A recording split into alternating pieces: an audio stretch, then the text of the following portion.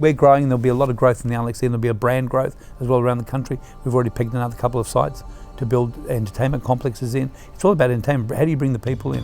It's from theatre and film. And these areas becoming densely populated. St Kilda's growing like we wouldn't believe. I mean, we've got the adjunct of the Pride Centre down the road. We have QT Hotel is just about to start renovating the Ridges down the road. There's going to be now a multi-storey 5-star hotel. We're going to build a boutique hotel above our building here to add to the theatre and the business we're doing, because we're trying to drive traffic through the theatre. And all these areas, there used to be cinemas here and they're gone. And you don't tell me, if I was living down the road, I'd love to walk up the road to a cinema now, because there's a lot more people here than there were 15 years ago. The adjunct of all these apartments, 181 Fitzroy Street. That's 181 apartments at 181 Fitzroy Street, but let alone all the rest.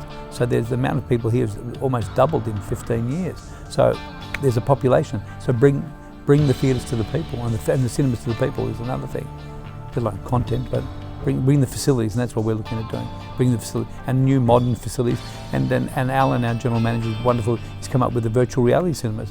There's a virtual reality cinema in France. It's quite a large complex where you actually sit inside little cones. You're actually in a pod.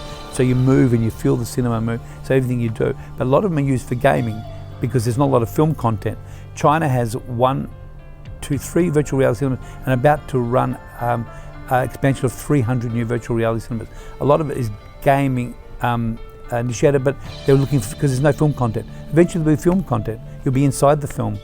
You'll be sitting on the warfront, or and hopefully they'll be able to rehash old films that you'd like. So you'll be walking around in, breakfast at Tiffany's and all those wonderful things. So that's what they're working on. In fact, we shot a trailer recently for our last movie, which is The Unlit. The trailer we shot is in VR. So we're trying to launch it in VR to do some different type of marketing. We'd love to shot the whole film in VR, but that'll happen. With new technology, it's going to become easier and easier and easier. And we're doing the same for theatre. We're trying to launch the opening night of our shows. We have a Bronx Tale coming next year with Chaz Palminteri playing all 30 roles himself in a one-man version of the show. So directed by Robert De Niro. So Bobby's directing it, Chaz is playing all 30 roles. But we're going to, on opening night, it's going to be shot in VR. So you look like you'll be sitting in the seat A15 in the middle of the theatre, and you can look around. You could get up and walk out if you want, but you'll see the whole thing in VR, and it'll only be open night. So what happens is we've opened up a new audience to theatre. Our opening night won't be for 500 people as our theatre holds. The opening night will be up to maybe 50 to 100,000 people will stream it at $15 each or something, $20 each. They just did that with Danny Longlegs in New York. So they live streamed the opening night of Danny Longlegs, and 350,000 people logged in at $25, $30 a head. So what an income. Your opening night's just paid for half the show with all these people logging in to see it. People, I was going to kill theatre. Didn't kill theatre, because if you read all the reviews of people going, oh my God, I would never be able to see the opening night of a theatre show in Broadway. I couldn't afford to go. I'm a single mother with 3 kids. My family couldn't afford.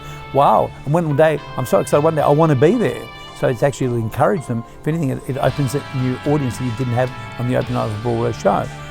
So that worked for them. But there's a lot of logistics in that. And the logistics are, how does everyone get paid? Who shares in the profit from that? The actors have to get a fee.